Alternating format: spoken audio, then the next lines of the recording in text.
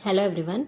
हमने जो series start किया था चैप्टर 3 ट्वेल्थ अकाउंटेंसी का कि changing in profit sharing ratio in exiting partners, तो उसमें हमने अलग अलग टॉपिक देखा कि प्रॉफिट रेशियो में चेंजेस होने से क्या इफेक्ट होता है, गुडविल में प्रॉफिट रेशियो के चेंजेस से क्या एडजस्टमेंट होता है। हमने एक टॉपिक देखा अभी जिसमें हमने कि फर्म का जो भी प्रॉफिट एंड लॉस का बैड डेबिट बैलेंस हो, चाहे क्रेडिट बैलेंस हो, जनरल रिजर्व हो, वर्कमैन कंपनसेशन फंड हो, तो उसका क्या इफेक्ट होता है, तो उससे रिलेटेड भी क्वेश्चन पूछता है। तो यहाँ पर हमें दो चीज़ें ध्यान रखनी है कि अगर क्वेश्चन में हमें अकाउंट क्लोज करने बोला है, मतलब जैसे जनरल रिजर्व हुआ, इसके अकाउंट को क्लोज करना है या पार्टनर्स के कैपिटल अकाउंट में ट्रांसफर करने बोला है, तो उस तरीके से यहाँ पर दो तरीके से क्वेश्चंस बनेंगे। अगर हमें अकाउंट को जो भी बैलेंस है उसको पार्टनर्स के कैपिटल अकाउंट में ट्रांसफर करने बोलेगा, तो सिंपल उस अकाउंट को हमको क्या करना है, उसके बैलेंस को पार्टनर्स के कैपिटल अकाउंट में ओल्ड रेशियो में ट्रांसफर कर देंगे।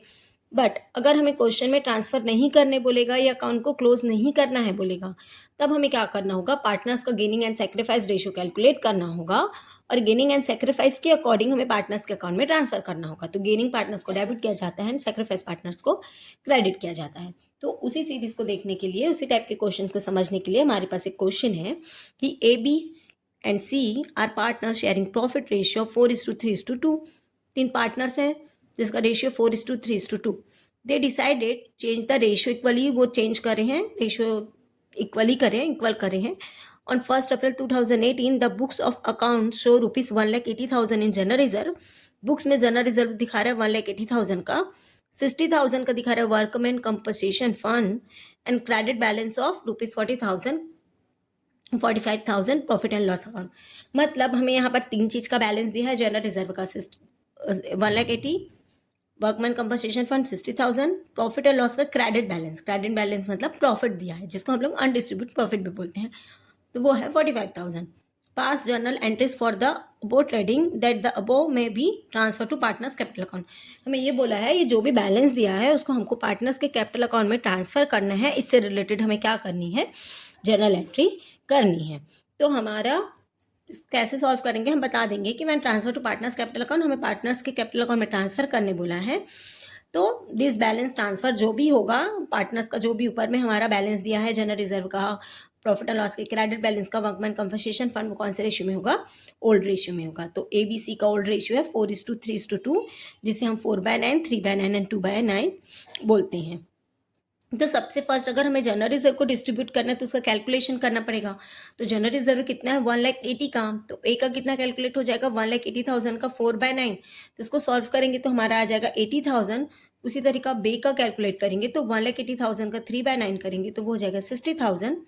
सी का करेंगे 1,80,000 का 2/9 तो वो हमारे कितना हो जाएगा 40,000।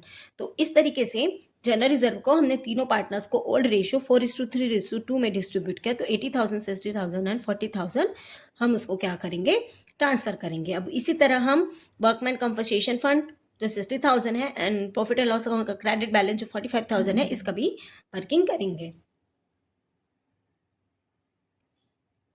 तो यहाँ पर हमारा वर्कमैन कंपनसेशन फंड कितना है, 60,000 है। तो ए का 60,000 का 4/9 हमने कैलकुलेट किया तो कितना हो गया, 26,666.666। अब डेसिमल में आ रहा है तो हमें क्या करना होगा, राउंड फिगर करके लेना होगा। तो 0.5 से ज़्यादा रहेगा तो हमें यहाँ पर लास्ट जो फर्स्ट यूनिट है उसमें 1 प्लस कर देंगे, अगर 0.5 से कम है तो एज इट इज ले लेंगे। तो यहाँ पर जो लास्ट है उसको हम 1 प्लस कर देंगे तो वो 7 हो जाएगा, इसलिए 26,667 रुपीज़ हो जाएगा ए का वर्कमैन कंपनसेशन फंड। उसी तरह का बी का कैलकुलेट किए तो 60,000 का 3/9 तो हमारा कितना हुआ 20,000, एंड सी का 60,000 का 2/9 लिए तो वो 13,333.333। तो ये 0.5 से कम है, इसको इसलिए एडिसिट ले लेंगे डेसिमल से पहले का, तो ये हो जाएगा हमारा 13,333। अब हमको एक और बैलेंस दिया है, credit balance of profit and loss, जिसको हम प्रॉफिट भी बोलते हैं, जो है 45,000। तो इसको भी हम लोग को 4:3:2 में डिस्ट्रीब्यूट करना है। तो ए का हो जाएगा 45,000 का 4/9 तो 20,000, बी का हो जाएगा 45,000 का 3/9 तो हो जाएगा 15,000, एंड सी का हो जाएगा 45,000 का 2/9 10,000। इस तरीके से हमने general reserve, workman compensation fund and credit balance को इस तरीके से वर्किंग किया। अब इसको हम लोग क्या करेंगे, जर्नल एंट्री करेंगे।